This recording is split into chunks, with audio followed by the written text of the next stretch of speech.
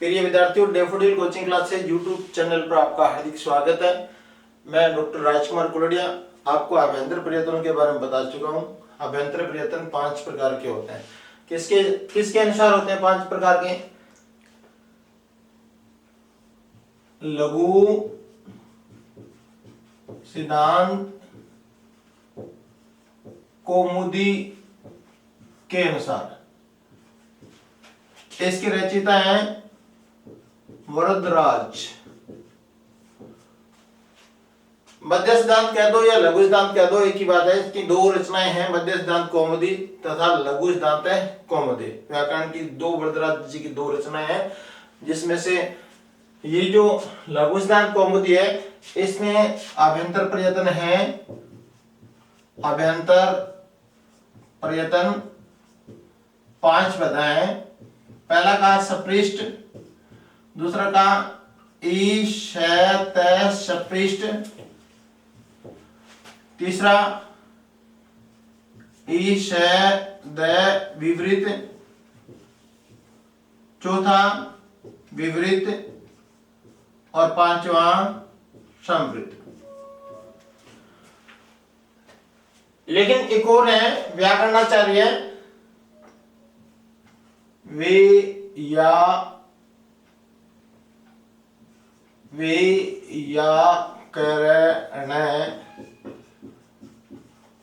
सिद्धांत कौमुदी। इसके जो रचनाकार हैं वो हैं बटोजी दीक्षित।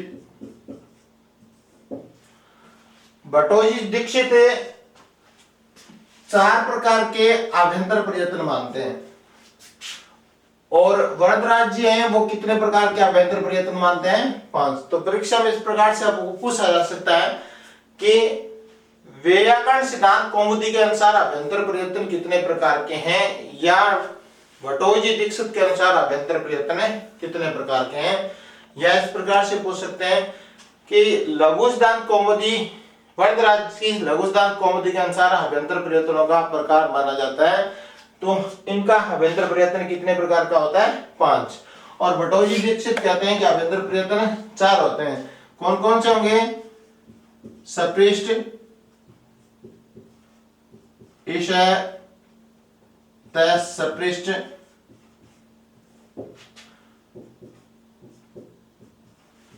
विवृत और संवृत।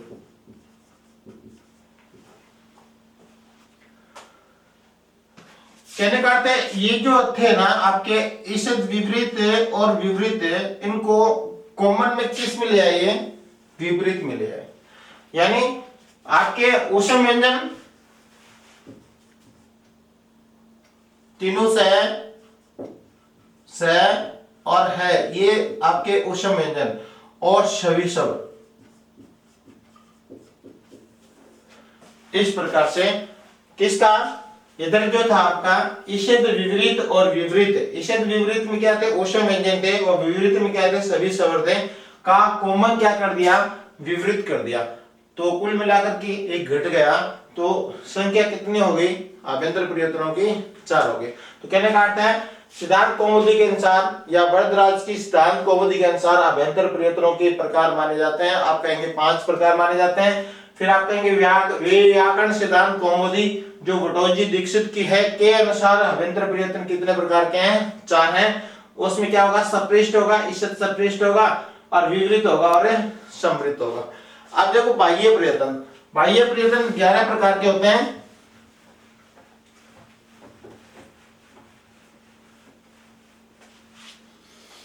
बाह्य प्रयत्न 11 प्रकार के होते हैं।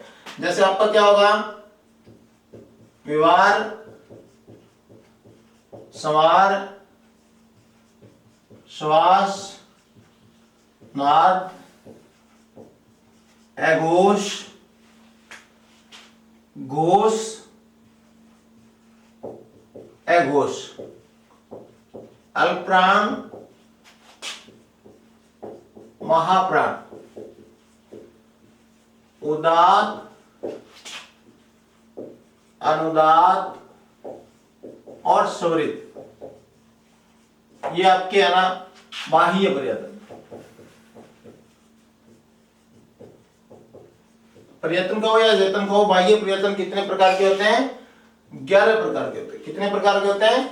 11 प्रकार के। एक बार नीट के अंदर पूछा है कि बाह्य प्रयत्नों का निम्नलिखित में से सही क्रम है, सही क्रम है।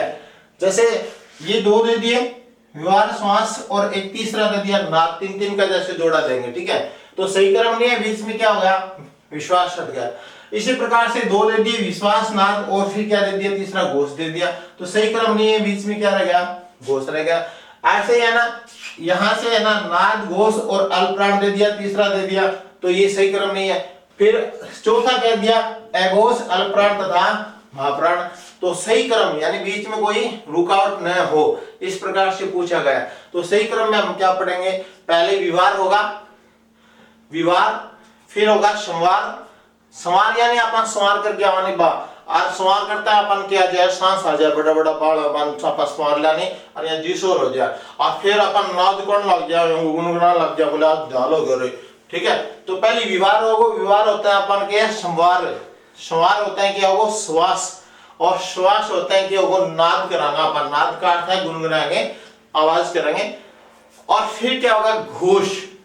घोष का अर्थ होता है उच्चारण करते समय जिह्वा का स्पर्श भाग जिन वर्णों पर ज्यादा होता है, ज्यादा घर्षण होता है, उसको घोष कहेंगे। और अघोष का अर्थ है कम घर्षण होता है, वो अघोष होगा। फिर ये कह रहे हैं कि अल्पप्राण और महाप्राण, यानी उच्चारण करते समय जिह्वा का कुछ स्पर्श होता है, कम स्पर्श होता है या कम घर्षण बल होता है, उसको अल्पप्राण कहेंगे, और ज्यादा घर्षण बल होता है उसको महाप्राण कहेंगे। फिर कहा उदात, अनुदात और स्वरित। तो सबसे पहले हम इनको लेते हैं। ये तीनों क्या होते हैं? ये स्वर से संबंधित बाह्य प्रयत्न होते हैं। प्रत्येक स्वर के कितने बाह्य प्रयत्न होंगे? 3 होंगे। प्रत्येक स्वर के कितने बाह्य प्रयत्न होंगे? 3 होंगे। जैसे ए का उदात होता है, अनुदात होता है, स्वरित होता है, ये 3 क्या हो गए? बाह्य प्रयत्न। ऐसे ही उ का, ऐसे ए का, प्रत्येक स्वर के बाह्य प्रयत्न कितने होते हैं? 3 होते हैं। अब इसके अंदर सबसे पहले उदात देखो,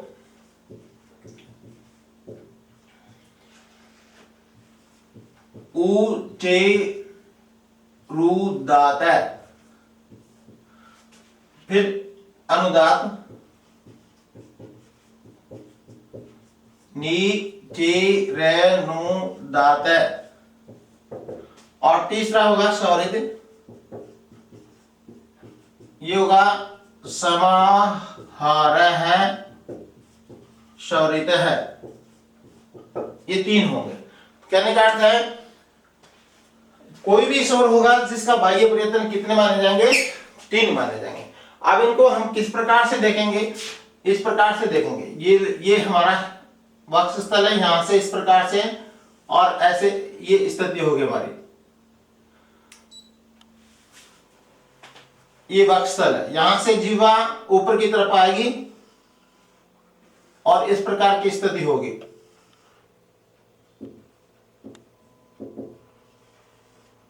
ये हमारी जिह्वा है।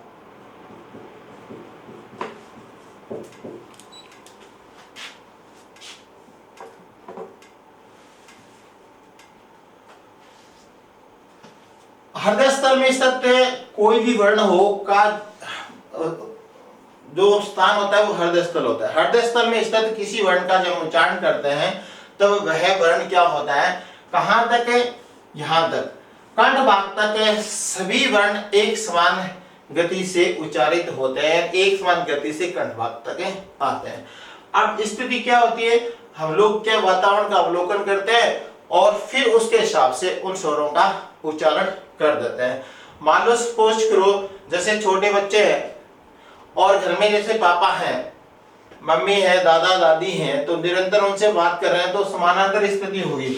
वो यहाँ से इस प्रकार से जो भी है, यदि जोर से बात करेगा तो गार्जियन कहेगा जोर से क्यों बोलता है, तो उसको धीमा बोलना पड़ेगा। बहुत ज्यादा धीमे से बात करता है तो गार्जियन कहेगा धीमा क्यों बोलता है, फिर उसको थोड़ा सा उच्चारण बढ़ाना पड़ेगा। तो कह रहे हैं कि अंदर से तीनों स्वरों के उच्चारण में कोई भी स्वर, उदात, अनुदात, स्वरित, किसी भी स्वर का आप उच्चारण करेंगे तो कंठ भाग तक उनकी गति इक्वल रहेगी, एक समान रहेगी। इसलिए अभी तक पता नहीं चलेगा कि कौन सा स्वर उदात है कौन सा अनुदात है, कौन सा स्वरित है। फिर हम क्या करेंगे, वातावरण को देखेंगे।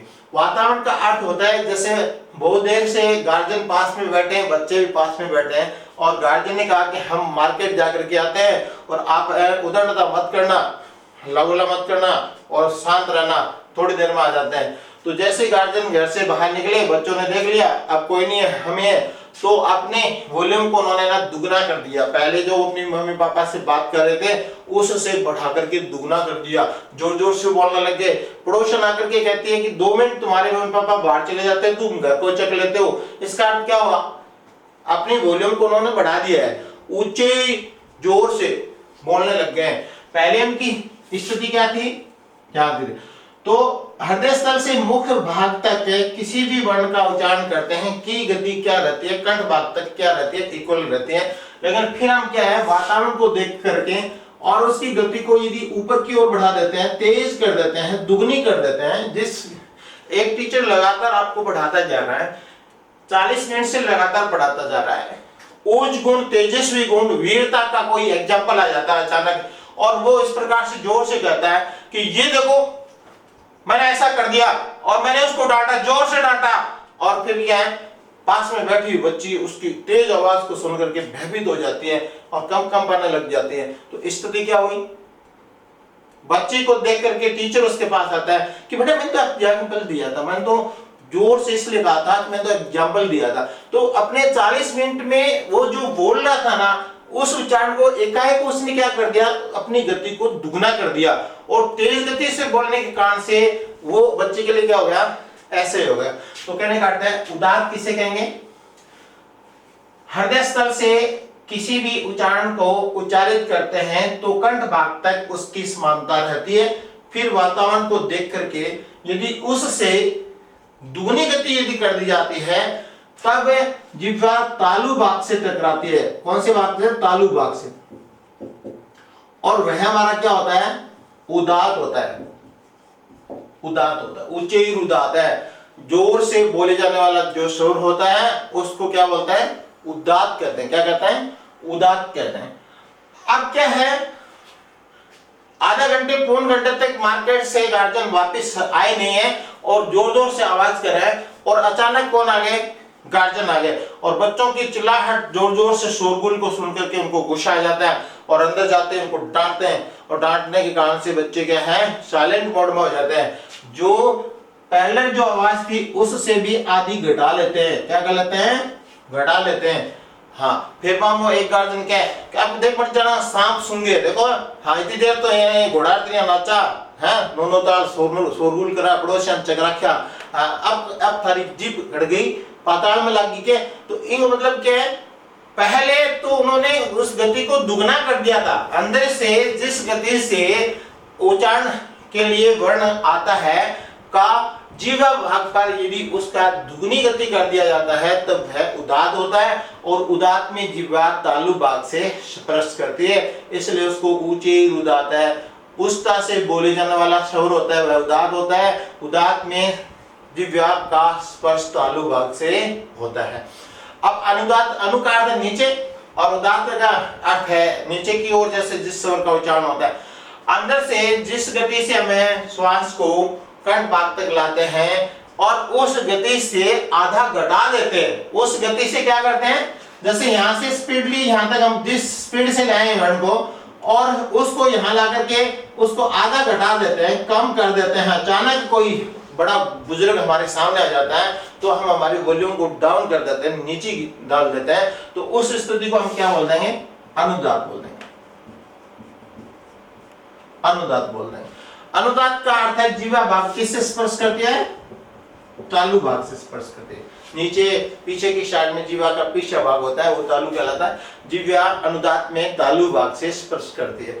उदात्त में जिह्वा कहां से स्पर्श करती है, उदात्त में जिह्वा तालु भाग से स्पर्श करती है और अनुदात्त में जिह्वा जड़ भाग से स्पर्श करती है, नीचे की ओर स्पर्श करती है। तो इसको हम नहीं कहेंगे ऊंचे उदात्त है, उस्ता से बोले जाने वाला जो स्वर होता है उसको उदात्त कहते हैं और नीचे अनुदात्त है, निम्नता से बोले जाने वाला स्वर होता है उसको अनुदात्त कहते हैं।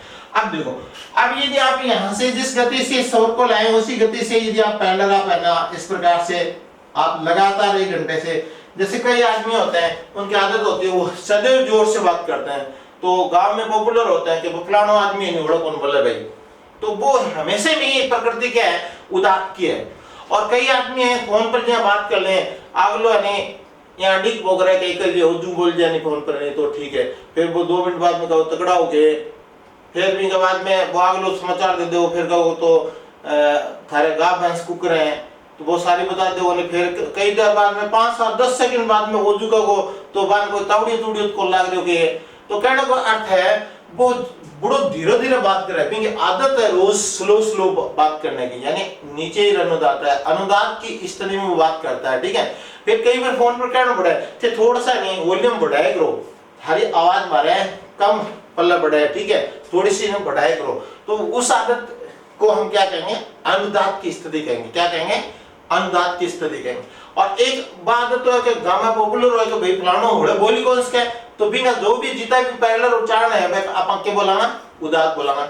और अनुदात का अर्थ होता है नीचे की ओर उच्चारण स्थान, उदात का अर्थ है ऊपर की ओर उच्चारण स्थान, और स्वरित का अर्थ है समाहार स्वरित, समाहार का अर्थ होता है मिला जुला स्वरूप, यानी न दी के ऊपर से उच्चारण करना, न दी के नीचे से उच्चारण करना, जिस गति से हृदय स्थल से जीवा भाग तक जिस गति से वर्ण का आप उच्चारण कर रहे हैं उसी गति से पैरेलल यदि निकाल दिया जाए तो उसको हम क्या बोल देंगे, स्वरित बोल देंगे। क्या बोल देंगे, स्वरित बोल देंगे। यानी स्वरित के अंदर है ना जिस गति से आपका उच्चारण नीचे से आ रहा है उसी गति से आप उसको निकाल देते हैं, उसको स्वरित कहते हैं। यदि उससे दुगना कर दिया जाए तो वह क्या कहलाएगा, उदात कहलाएगा, और उससे यदि आधा कर दिया जाए तो उसको हम क्या बोल देंगे, अनुदात कह देंगे। अब देखो उदात के अंदर है ना किसी प्रकार का कोई चिन्ह नहीं होता है, वैदिक संस्कृति के अंदर उदात का कोई चिन्ह नहीं होता है। फिर क्या होगा, अनुदात। अनुदात की स्थिति क्या होगी, कोई भी शब्द है जैसे रमेश शब्द है, तो इस रमेश के नीचे इस प्रकार से पड़ी जो लाइन होगी वह किसकी संकेत होगी, अनुदात की होगी। किसकी होगी, अनुदात की होगी। किसी भी स्वर के नीचे पड़ी हुई लाइन होती है वह अनुदात स्वर की परिचायक होती है। तो ये हो गया। फिर करें कि स्वरित, स्वरित में जैसे आपने गणेश शब्द लिखा, गणेश शब्द लिखा और इसके ऊपर इस प्रकार की एक लाइन होती है खड़ी लाइन, किसी भी स्वर के ऊपर खड़ी लाइन होगी, उस खड़ी लाइन को हम क्या बोलेंगे, स्वरित बोलेंगे। क्या बोलेंगे, स्वरित बोलेंगे। तो कहने का अर्थ है ये गणेश है, इसके नीचे ये जो है इसको हम क्या बोल देंगे, अनुदात पड़ी लाइन। और स्वरित को कैसे करेंगे, इस प्रकार से ऊपर स्वर के ऊपर खड़ी लाइन होती है वह क्या होता है,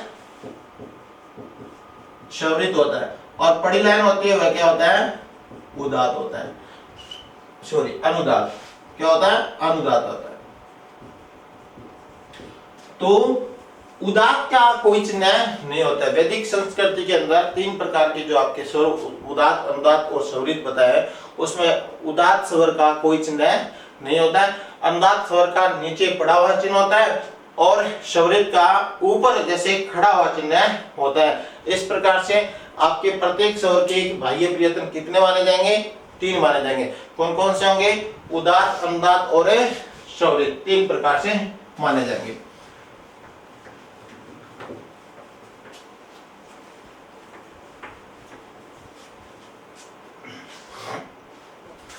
आप देखो ये 2 देखो, अल्पप्राण और महाप्राण। अल्पप्राण का अर्थ किसी वर्ण का आप उच्चारण करते हैं तो घर्षण बल थोड़ा होता है तो उसको हम अल्पप्राण कहेंगे, और अधिक होता है उसको घर्षण बल जिसमें बोलते समय ज्यादा वस्तुओं को क्या बोल देंगे, महाप्राण बोल देंगे। अल्पप्राण देखो, अल्पप्राण, इसको अल्पांशु भी बोलते हैं, अल्पांशु, अल्पांशु, अल्पांशु। और ये जो महाप्राण होता है इसको महांशु भी कहते हैं, इसको महांशु भी कहते हैं। इसके अंदर ना वर्ग का पहला, वर्ग का तीसरा और वर्ग का 5वां और यण जो प्रत्याहार होते हैं यानी आपके अंतस्थ, अंतस्थ जो व्यंजन होते हैं यानी यण प्रत्याहार, ये, व, र और ल, इनका बाह्य प्रयत्न क्या होता है, अल्पप्राण होता है। जैसे वर्ग का पहला क कु चू टू तू पू यानी क्या क्या चढ़ता है पै, वर्ग का तीसरा जय बगड़ द, और वर्ग का पांचवा ई मंगड़न है मैं, इन सभी का बाह्य प्रयत्न क्या होता है, अल्पप्राण होता है। तो था अंतस्थ व्यंजन ये वे ले का भी बाह्य प्रयत्न क्या होता है, अल्पप्राण होता है। अब महाप्राण के अंदर देखेंगे तो इसके अंदर कौन सा रह गया, दूसरा, इसके अंदर कौन सा रह गया, दूसरा, और इसके अंदर कौन सा रह गया, चौथा, दूसरा तथा चौथा। अब अंतस्थ व्यंजन के बाद आपके क्या आते हैं, ऊष्म व्यंजन आता है। तो ऊष्म व्यंजन यानी तीनों से और है, ये हमारे क्या है, महाप्राण है। महाप्राण के अंदर क्या होता है, जैसे आप क्या बोलते हैं, इसको बोलेंगे क, इसको बोलेंगे ख, इसको बोलेंगे ग, इसको बोलेंगे ग। तो कहने का अर्थ है इनका उच्चारण तो क्या है, अल्प समय में हो रहा है, घर्षण बल क्या हो रहा है, क ग ng, तीनों में क्या हो रहा है, कम हो रहा है। और यहां बोलेंगे ख घ ख क ख ग घ क ख ग घ। तो ख और घ में क्या है, घर्षण बल क्या होता है, ज्यादा होता है। इसी प्रकार से वर्ग का दूसरा चौथा, प्रत्येक वर्ग का दूसरा चौथा होता है, उसका बाह्य प्रयत्न क्या होगा, महाप्राण होगा। तथा आपके ऊष्म व्यंजन होते हैं, उनका भी बाह्य प्रयत्न क्या होगा, महाप्राण होगा। ये अल्पप्राण और ये महाप्राण आपकी स्थिति। अब ये करें तो बाद की स्थिति इधर देखते हैं, अल्पप्राण और महाप्राण हो गए आपके 3 और 2 5 हो गए। अब ये जो 3 जो होते हैं वो क्या होते हैं, स्वर्ग से संबंधित क्या होते हैं, बाह्य प्रयत्न होते हैं। और ये जो 8 होते हैं यहां तक 0 8, ये किसके होंगे, व्यंजन से संबंधित।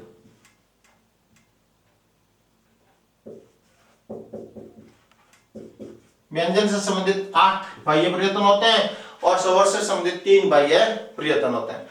तो 3 का हमने पढ़ लिया है, और इसमें 8 में से हमने किसका पढ़ लिया, अल्पप्राण और महाप्राण का पढ़ लिया। अब स्थिति देखो, इसके हम यदि देखते हैं तो एक बार परीक्षा में पूछा है कि बाह्य प्रयत्नों का सही क्रम माना जाता है। बाह्य प्रयत्नों का सही क्रम क्या होगा, विवार, स्वर, श्वास, नाद, घोष और अघोष, इस प्रकार से आएगा। घोष पहले आएगा, जैसे सत्य और असत्य, लाभ और हानि, इस प्रकार से हम एक होता है हमारे एक ऑथेंटिक सिस्टम होता है, वैसे घोष के बाद क्या आएगा, अघोष है सही क्रम में। लेकिन हम जब इनका ग्रुपिंग सिस्टम करेंगे, बाह्य प्रयत्न को जानने के लिए ग्रुपिंग सिस्टम करेंगे, तब हमें पहले क्या लेना पड़ेगा, अघोष लेना पड़ेगा।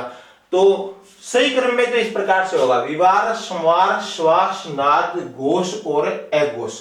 यानी घोष पहले आएगा सही क्रम में और अघोष क्या आएगा, बाद में आएगा। लेकिन अब हम अब बाह्य यत्न को जानेंगे ना, तब हम है ना ग्रुप बनाएंगे इनमें से 3 का। तो अब है ना ये पहले आ जाएगा, जैसे पहले क्या आ जाएगा, मैं लिखूंगा विवार, संवार, श्वास, नाद। यहां तक कोई परिवर्तन नहीं किया गया, लेकिन यहाँ घोष है, यहाँ क्या है, अघोष है। अब मैं क्या करूंगा, अघोष, और फिर क्या हो जाएगा, घोष। इस प्रकार की स्थिति हो जाएगी। तो कहने का अर्थ हुआ कितने हो गए, ये 6 हो गए। अब मैंने इनकी क्रम संख्या लगाते हैं, 1 2 3 4 5 6, इस प्रकार से 1 2 3 4 5 और 6। पहले हम कहां से चलेंगे, 1 से चलेंगे। 1 के साथ क्या 3 कौन कौन से आ जाएंगे, इस प्रकार से। यानी पहले क्या आएगा, विवार आएगा, फिर 3 क्या आएगा, श्वास आएगा, और फिर क्या आएगा, अघोष आएगा। इस प्रकार से इसका ग्रुप सिस्टम बनाएंगे। फिर अपन दूसरा जो ग्रुप बनाएंगे वो क्या बनाएंगे, 2 4 और 6 का। 2 में क्या है, संवार है, फिर 4 में क्या है, नाद है, और फिर 6 में क्या है, घोष है। इस प्रकार से आप ऐसे इस प्रकार से इसको याद कर सकते हो। और यदि ये सिस्टम आपके समझ में नहीं आता है तो इसका एक दूसरा भी एक सिस्टम होता है, उसको भी है ना अपन ध्यान में कर सकते हैं। दूसरा क्या सिस्टम है, देखो कोई भी एक संख्या होती है, जैसे 1 होती है, 11 होती है, 51 होती है, 101 होती है, ये हमारी एक लॉजिक सिस्टम होता है, अनुकूलता एनर्जी देने वाले ये संख्याएं होते हैं, हम ज्यादातर इनको चूज करते हैं। 11 को प्रसाद चढ़ाते हैं, 11 का, 51 का, 101 का, है ना। शादी ब्याह में और में नारियल के ऊपर कोई भी चीज देते हैं, 501, 151, 121, 111 या 11, 21, 51, इस प्रकार से हमारी एक लॉजिक सिस्टम होता है, हमारा सोच होती है हमारी। ऐसे ही है ना, इसके अपोजिट ये होता है, जैसे 12 का मतलब कोई बढ़ गया तो उसका क्या होता है, 12 होता है। 12 की संख्या को हम क्या मानते हैं, उपयुक्त नहीं मानते हैं। तो जो हम क्या करते हैं, विश्वास करते हैं, या जो घोर होती है, घोर इस प्रकार से, तो हमें ना 12 की जो संख्या होती है ना, उसको हम क्या मानेंगे, अघोर विश्वास वाली मानेंगे। घोर विश्वास नहीं है, घोर विश्वास तो हमारा किस में होता है, 11 की संख्या में होता है, लेकिन ये 12 की संख्या क्या होती है, अघोर विश्वास वाली होती है, यानी विश्वास न करने वाली होती है। तो हम सबसे पहले है ना, इनके अंदर से कौन सी चीज लेंगे, देखो अब ये जो है ना, वर्ग का पहला और वर्ग का दूसरा, वर्ग का पहला और वर्ग का दूसरा, और तीनों से, यानी एक प्रत्यार होता है जिसको हम खर प्रत्यार बोलते हैं। खर प्रत्यार के जो बाह्य यतन होते हैं वे कौन कौन से होंगे, खर का मतलब क ख च छ ट ठ त थ प फ, इस प्रकार से प्रत्येक वर्ग का पहला और दूसरा, तथा ऊष्म व्यंजन में केवल 3 च है को नहीं लिया जाएगा, 3 च। तो इनका जैसे है ना, बाह्य प्रयत्न क्या होता है, इसके अंदर देखेंगे अघोर विश्वास, अघोर को हम क्या ले लेंगे, अघोष, क्या ले लेंगे, अघोष, क्या ले लेंगे, अघोष ले लेंगे। और विश्वास में जैसे पहला विवार, वी का हमने क्या ले लिया, विवार ले लिया, और तीसरा हम श्वास, जैसे हमने क्या ले लिया, श्वास। जैसे आप कहेंगे क वर्ण का बाह्य प्रयत्न माना जाता है, क वर्ण का बाह्य प्रयत्न माना जाता है, कोई एक नहीं होगा, 3 का जोड़ा होगा, हर हालत में ऐसे ही आपको चिकना पड़ेगा। जैसे क वर्ण का बाह्य प्रयत्न क्या होता है, अघोष, विवार और श्वास होता है। तो हम सबसे पहले हम क्या करेंगे, अघोर विश्वास इस प्रकार से मानेंगे। किसमें अघोर विश्वास होता है, 12 में। 12 की संख्या क्या होगी, 1 और 2 होगी, के साथ क्या आएंगे, तीनों सह भी आएंगे। तो वर्ण का पहला और दूसरा और तीनों सह का बाह्य प्रयत्न क्या होता है, अघोर विश्वास, यानी अघोष, विवार और श्वास होता है, अघोष, विवार और श्वास होता है। अब दूसरा आपका क्या रहेगा, ये इनमें से 3 आ गए, अब 3 इसमें से बाकी रह गए, जैसे घोषणा, इस प्रकार से क्या होगा, घोषणा। दूसरा ये कह रहे हैं, घोष का क्या होगा, अल्पप्राण, जैसे जो बाह्य प्रयत्न घोष होगा, घो का घोष होगा, और शय का क्या होगा, संवार, शय का क्या होगा, संवार, और नय का क्या होगा, नाद, ना का क्या होगा, नाद। ये 3 जैसे होते हैं आपके, कौन कौन से, 3 आपके होंगे।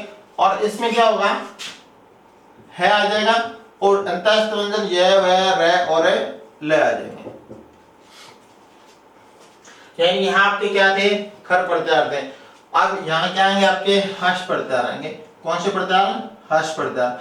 हर्ष प्रत्यार में वर्गों का क्या आता है, पहला आता है, सॉरी, वर्गों का क्या आता है, 5वां आता है, वर्गों का क्या आता है, चौथा आता है, वर्गों का क्या आता है, तीसरा आता है। यानी वर्गों का 3, 4, 5, 3, 4 और 5 आते हैं। और साथ साथ में क्या आ जाएंगे, है, ये, व, र और ल, 5 व्यंजन ये आ जाएंगे। तो वर्गों के पहले जो दूसरे होते हैं उनका बाह्य प्रयत्न क्या होता है, अघोष, विवार और श्वास होता है। और फिर का वर्गों के जो 3, 4, 5 होते हैं का बाह्य प्रयत्न क्या होता है, घोष, श्वास और नाद होता है। आपको कहा जैसे ग वर्ण का, ग व्यंजन का बाह्य प्रयत्न होगा तो आप कहेंगे घोष, श्वास और नाद होगा। इस प्रकार की स्थिति आपको करनी पड़ेगी। तो अभी देखो, इनको मैं एक डायग्राम के तहत आपको सभी को बता देता हूं। एक बार सारे जितने भी आपके बाह्य प्रयत्न है की स्थिति अभी हमने क्लियर की है।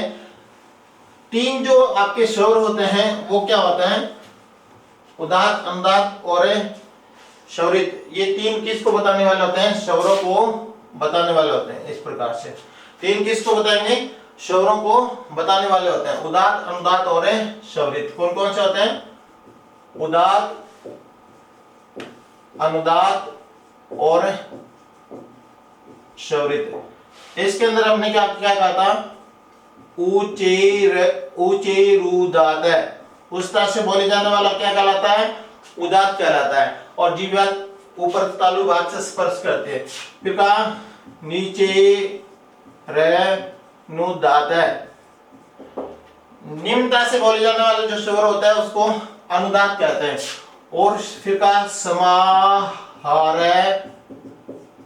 स्वरित है। समाहार का अर्थ होता है उदात्त तथा अनुदात्त का समाहार का अर्थ होता है मिला जुला स्वरूप। समाहार का अर्थ क्या होता है? मिला जुला। किसका मिला जुला? ना तो अधिक उदात्त हो ना अधिक अनुदात्त हो, अर्थात दोनों का मिला जुला जो स्वरूप होगा उसको हम क्या बोलेंगे? अनुदात्त स्वरित बोलेंगे। तो तीन प्रकार से आपके कोई भी स्वर हो उसका बाह्य प्रयत्न तीन होते हैं, उदात्त, अनुदात्त और स्वरित। इस प्रकार से फिर हमने कहा अल्पप्राण और महाप्राण। जैसे आपका क्या है? महाप्राण, महाप्राण। और फिर आपका क्या है? अल्प प्राण। तो एक बार है ना सभी वर्णों को है ना दोनों प्रयत्नों में सभी वर्णों को क्लियर करेंगे। जैसे सभी वर्ण क्या होंगे? अल्प प्राण में क्या होंगे? 1, 3 और 5। 1, 3 और 5। और इसके अंदर क्या बोलेंगे? यण प्रत्याहार बोलेंगे। यण प्रत्याहार करता है य, व, र और ल, यानी अंत्यस्थ व्यंजन भी आ जाएंगे, ये बोलेंगे। यानी इनके उच्चारण में क्या है? घर्षण बल कम लगता है, इसलिए शीघ्रता से इनका उच्चारण होता है क, ग, ng, च, ज, ञ, ट, ड, ढ, त, द, न, प, ब, म, इस प्रकार से। तो त, द, न यानी शीघ्रता से इनका उच्चारण होता है। 1, 3 वर्ग के पहले, तीसरे और पांचवें तथा ये वे र ल, इनका इस प्रकार की स्थिति होती है। अब महाप्राण के अंदर इसमें कौन से दो रह गए? इसमें कौन से रह गए? दूसरा और चौथा। और के बाद अंत्यस्थ व्यंजन के बाद क्या रह गए? शल प्रत्याहार। तो क्या आ जाएंगे? स और है, ये आ जाएंगे महाप्राण में। यानी ऊष्म व्यंजन आ जाएंगे। कौन से व्यंजन आ जाएंगे? ऊष्म व्यंजन आ जाएंगे। कौन सा प्रत्याहार होता है? सल प्रत्याहार होता है। तो एक बार दो प्रयत्नों में सारे व्यंजन क्लियर हो गए। जैसे 1, 3, 5 और बचा 2 और 4, 2, 4 इधर आ गए तो सारे व्यंजन आ गए। कैसे? मैं तक 25 व्यंजनों की स्थिति हो गई। फिर ये यहाँ अंत्यस्थ आ गए और ये यहाँ ऊष्म आ गए। तो पहले बार जैसे 1, 3, 5 और यण प्रत्याहार का बाह्य प्रयत्न क्या होता है? अल्प प्राण होता है। और 2, 4 और सल प्रत्याहार यानी तीनों से और है का बाह्य प्रयत्न क्या होता है? महाप्राण होता है। अब मैंने 3-3 का जोड़ा और बनाएंगे। 3-3 का जोड़ा बनाएंगे तो मैंने आपको कहा था, जैसे यूं कहा था ए घो रे किसमें? 12 और विश्वास। और दूसरा कहा था गो शे ना, इस प्रकार से लेंगे। अब हमें क्या लेना पड़ेगा? इसका इस प्रकार से डिवाइडेशन कर लो। पहला लेंगे वर्ग का पहला और वर्ग का दूसरा। होश का क्या होगा? वर्ग का पहला और वर्ग का दूसरा। और इसमें क्या आ जाएंगे? तीनों से आ जाएंगे। यानी हम क्या कहेंगे? खर प्रत्याहार के जो अक्षर होते हैं का बाह्य प्रयत्न क्या होता है? यहां से देखेंगे क्या होता है बाह्य प्रयत्न, ये देखेंगे क्या होगा बाह्य प्रयत्न इनका। एघोष, एघोर कर लेंगे ए घोष, क्या ले लेंगे? एघोष। और केवल वी का ले लेंगे विवार, क्या ले लेंगे? विवार। और श्वास का अर्थ क्या आ जाएगा? श्वास।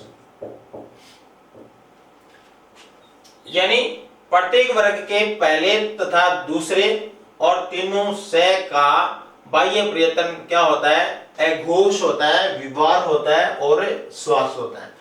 अब इसके अंदर कौन कौन से बच गए? इसके अंदर है ना 3 बच गया, इसके अंदर वर्ग का 4 बच गया, इसके अंदर वर्ग का 5 बच गया, यही तो बचा। और बाद में ये हमारे क्या है?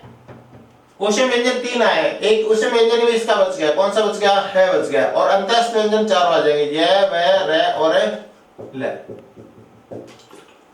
ये स्थिति हो जाएगी। तो अब ये क्या होंगे हमारे?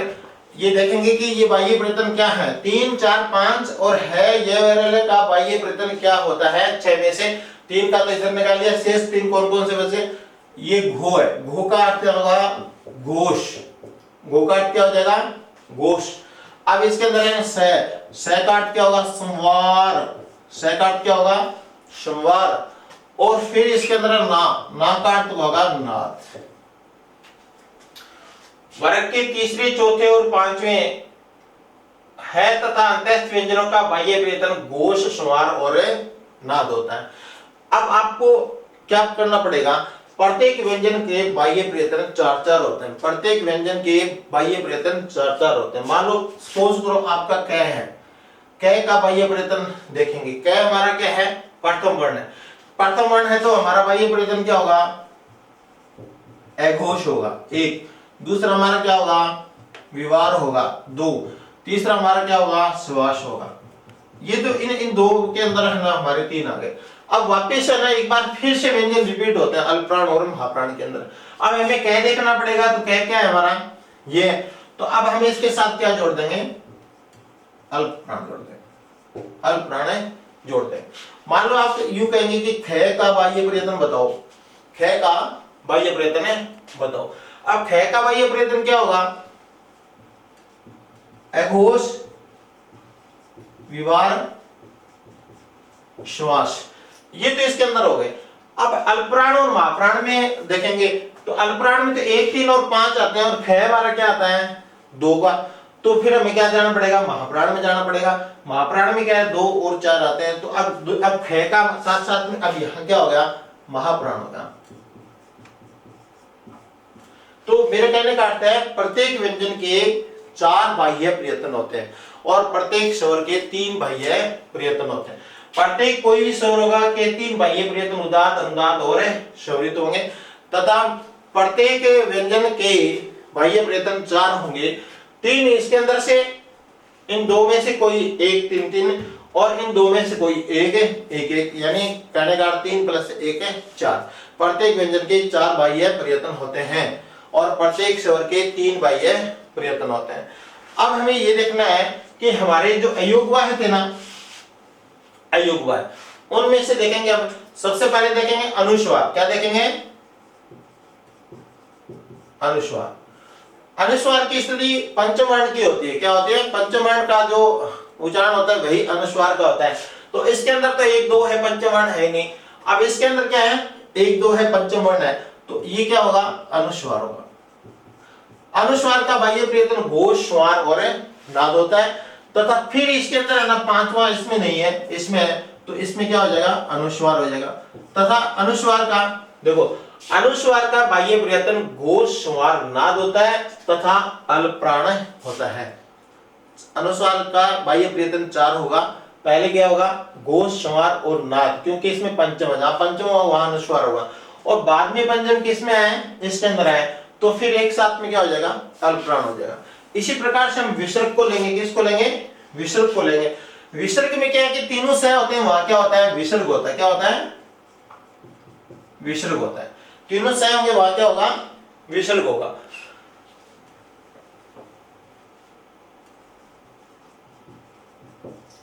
ये लो विसर्ग हो गया, एक तो ये हो गया। अब तीनों सह कहां है यहां पर है, तो यहां आपका क्या हो जाएगा विसर्ग हो जाएगा। अयोगवाह 2 हो गए, एक अनुस्वार।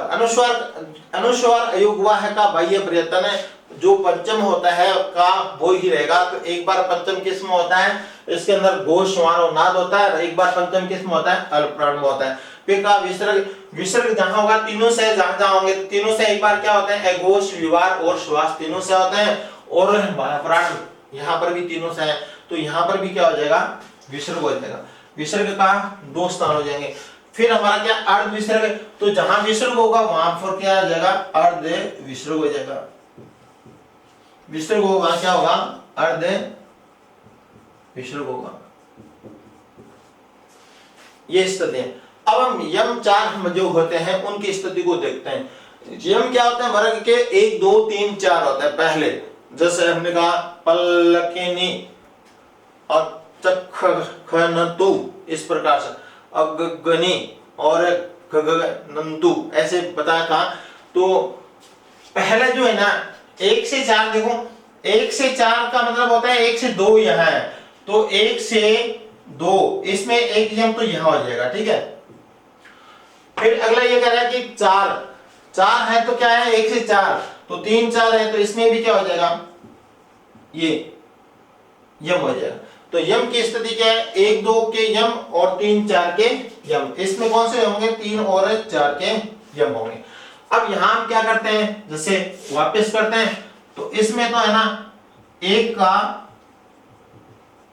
यम हुआ, केवल 1 ही है इसमें, क्योंकि 1 2 और 3 और 4, तो अब फिर किसका हो गया, 3 का यम हो गया।